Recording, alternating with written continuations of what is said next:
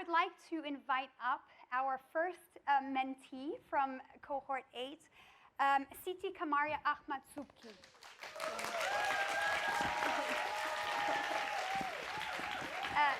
Siti is a chartered accountant, and she recently secured her first board seat on the INCEIF University Board. Congratulations. Thank you. Okay, good afternoon, everyone, ladies and gentlemen. Thank you for having me here today.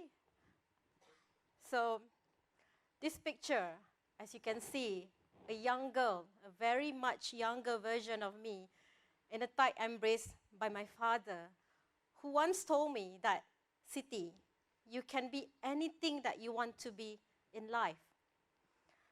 And that was one of the most powerful things a father could tell a daughter.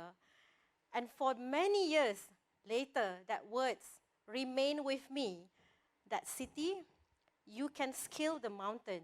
You can go out into the world and achieve anything that you want. And that was the biggest wisdom that any father could instill, the kind of fortitude that only the heart of a child could bear. And fast forward,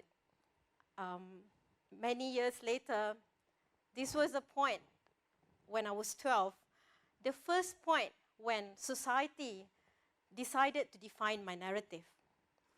I was told that the world is actually meant for boys. Boys are meant to lead. And then suddenly the words of my father became a distant memory as I grappled as a young child on this meaning that was imposed upon me on how society expected a woman to be, what to dream, or more importantly, what not to dream. So that was me, 12 years old.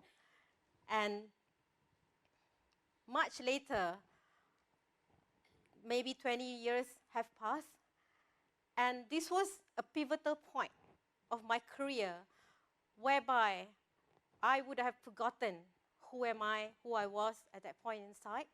It was an assignment that I had almost declined at the precipice of the United Nations World Humanitarian Summit in New York. I actually almost turned it down because I thought that this is not aligned with my career trajectory. I had long forgotten who I was, my dreams and everything, the words that my father told me that I could be whatever I wanted to be. And if I had gotten onto this assignment, I would not be on the career climb anymore. But it was my father that reminded me, Siti, this is who you are. Go for it. This is you awakening the dormant superpower within you. So there I went, and what the experience that I received from that was the experience of a lifetime. And many, many years later, coming back to Malaysia in 2017, it was not as triumphant as the journey. I came back thinking that, yes, it was a wonderful experience that I had in New York, but when I came back, the world has changed, and I had changed. But suddenly, the expansive experiences that I had in the United Nations became a burden instead of something that was supposed to be celebrated. I could not put myself in any box because the boxes that people put for you as a woman had become something that is to define you. And I found myself during the times of the pandemic, whereby as a CEO, as the Institute Wanita Berdaya Selangor, we were all at home. I had the time to actually use all my skills, knowledge, experiences to carve out a series of activities in which we could use our knowledge, skills to help the people in need. So we did a research, did multiple talks, and called forth people from all over the network to help women in need in Selangor, Perlis, and also all over Malaysia. So in the years that followed, the journey that had brought me into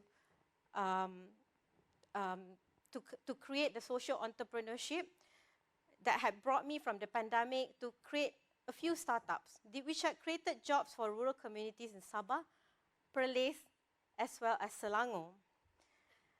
And this was something that I did not expect when I came back from the United Nations, and it was something that the pandemic had brought forth to make sure that we bring forward whatever skills that we have and to unleash the superpower within each and every one of us.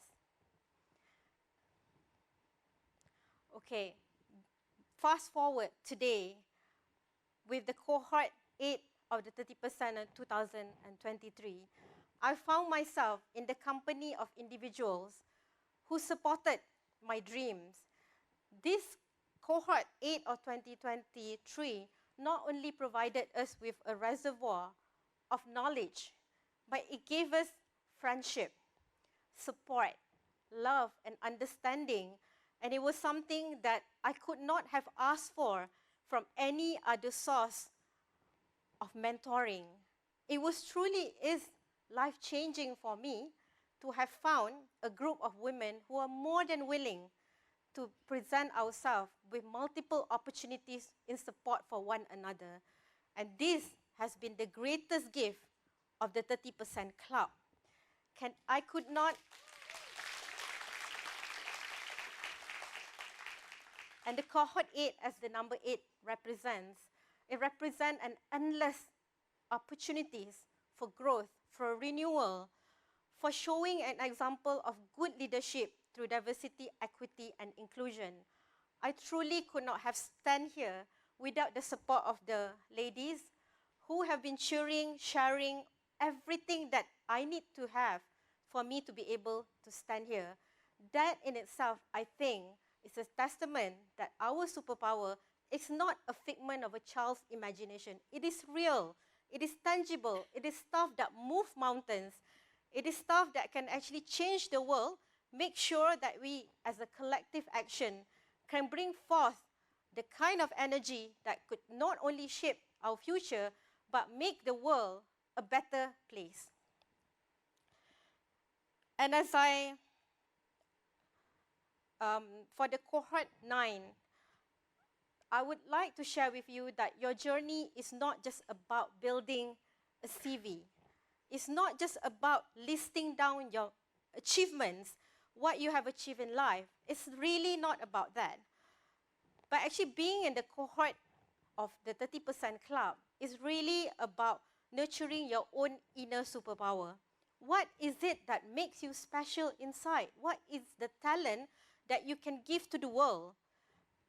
And what's more important than having all the right answers in the world is actually knowing to ask the right questions.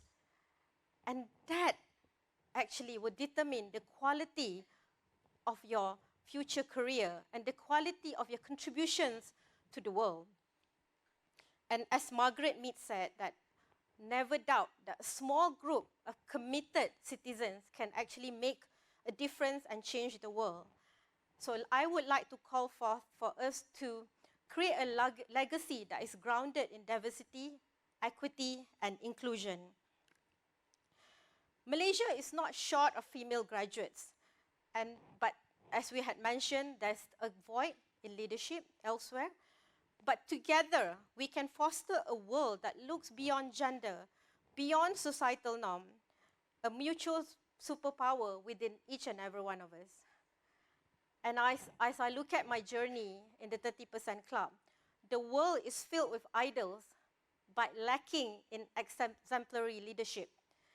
And what the 30% Club has done is created ripples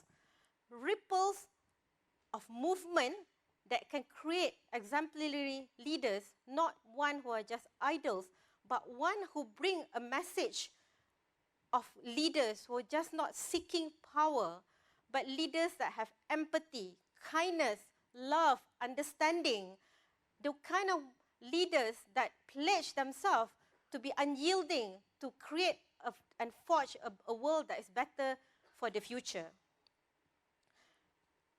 And champion, so as we end the session, I'd like to call forth that everyone here, that together what we can champion a world that recognizes, nurtures, and celebrates the superpower in each and every one of us.